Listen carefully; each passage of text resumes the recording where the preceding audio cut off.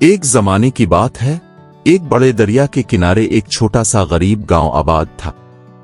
اس گاؤں میں رحمت اللہ نام کا ایک بوڑھا مچھیرا رہتا تھا۔ وہ روزانہ صبح سویرے دریا میں جال ڈالتا، مچھلیاں پکڑتا اور شام کو بازار میں بیچ کر اپنے بچوں کے لیے 2 وقت کی روٹی کا انتظام کرتا۔ رحمت اللہ غریب ضرور تھا، مگر ایماندار، محنتی اور خدا ترس انسان تھا۔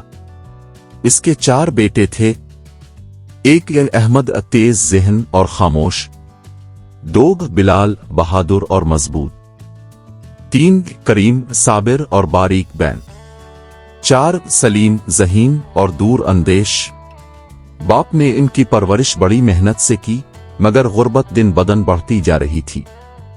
ایک دن رحمت اللہ نے اپنے بیٹوں کو اپنے سامنے بٹھایا اور بھاری دل کے ساتھ کہا، میرے بیٹو، میں اب بوڑھا ہو چکا ہوں، میری کمائی تم چاروں کے لیے کافی نہیں۔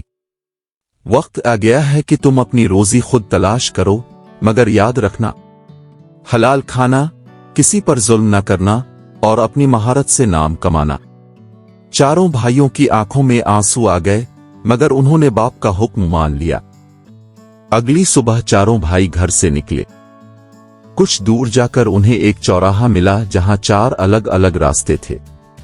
وہاں روک کر انہوں نے فیصلہ کیا کہ ہر ایک بھائی الگ راستے پر جائے گا اور 1 سال بعد اسی جگہ واپس ملے گا۔ انہوں نے ایک دوسرے کو گلے لگایا اور دعا کر کے روانہ ہو گئے۔ پہلا بھائی احمد جس راستے پر گیا وہ ایک بڑے شہر کو جاتا تھا۔ وہاں اس نے دیکھا کہ لوگ عقل اور چالاکی سے کام لیتے ہیں۔ ابتدا میں وہ بہت بھوکا رہا، مگر ایک بوڑھے شخص سے اس نے تالے کھولنے، خاموشی سے چلنے اور چوری کے گر سیکھ لیے۔ احمد نے قسم کھائی کہ وہ کسی غریب کو نقصان نہیں پہنچائے گا، وہ صرف ظالموں اور لٹیروں سے مال چرا کر زندہ رہنے لگا۔ رفتہ رفتہ وہ اتنا ماہر ہو گیا کہ لوگ کہتے، جو چیز احمد چرا لے وہ دوبارہ نہیں ملتی۔ دوسرا بھائی بلال جنگلوں کی طرف نکل گیا۔ وہاں ایک پرانا شکاری رہتا تھا۔ اس نے بلال کو تیر اندازی، نشانہ بازی اور شکار سکھایا۔ بلال دن رات مشق کرتا رہا۔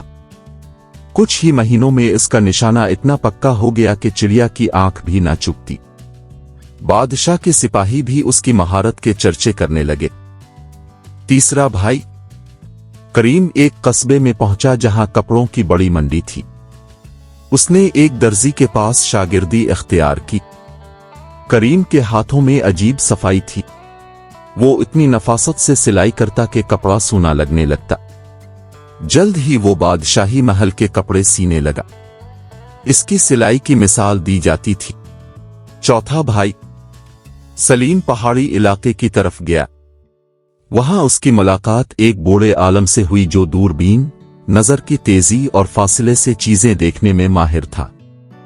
سلیم کی آنکھیں بہت تیز ہو گئیں، وہ میلوں دور کی چیزیں بھی صاف دیکھ لیتا۔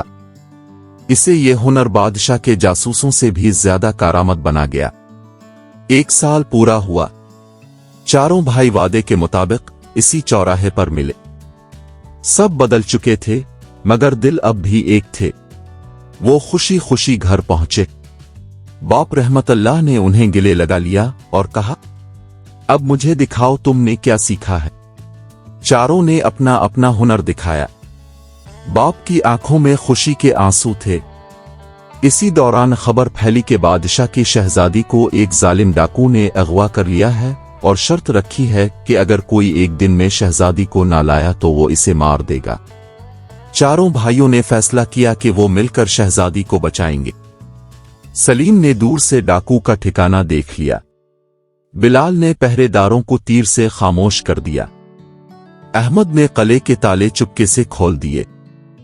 کریم نے شہزادی کو عام عورت کا لباس پہنا کر باہر نکالا۔ یوں شہزادی محفوظ واپس آ گئی۔ بادشاہ بہت خوش ہوا۔ اس نے چاروں بھائیوں کو بہت سونا، زمین اور عزت دی۔ انہوں نے اپنے باپ کے لیے بڑا گھر بنایا، مگر باپ نے کہا، بیٹو، دولت سے زیادہ اہم تمہارا ایمان اور اتحاد ہے۔ چاروں بھائی ہمیشہ ساتھ رہے اور اپنی مہارت کو نیکی کے لیے استعمال کیا۔